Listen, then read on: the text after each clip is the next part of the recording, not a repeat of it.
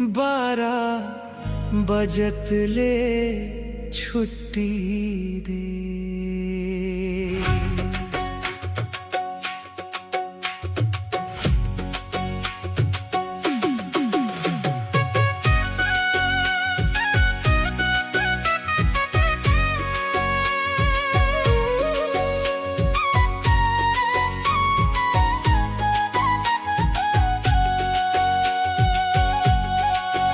नक्खी दे कोकड़ा नक्खी दे, 12 बजत ले छुट्टी दे। काम करत करत थक गए हम, आज तनिक मुस्कान दे।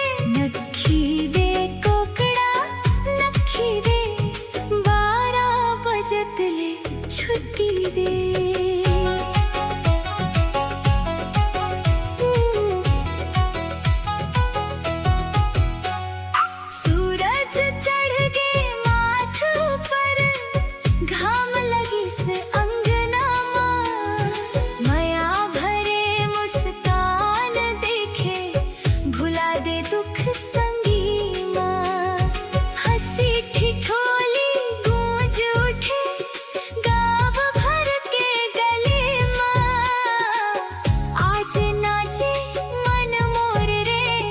बजत है मंजीरा माँ। नक्खी दे कोकड़ा नक्खी दे, 12 बजत ले छुट्टी दे।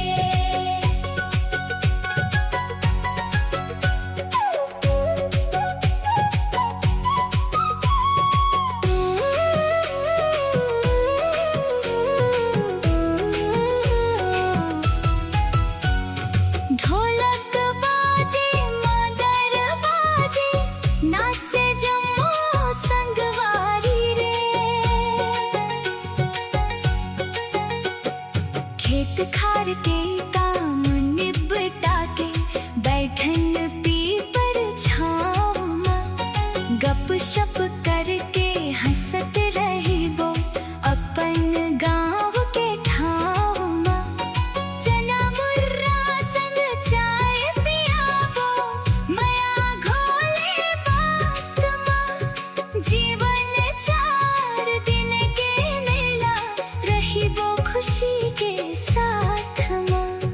काम जरूरी आराम घलो, दोनों के है मान। हंसत गावत जीना सीखब, यही है पहचान।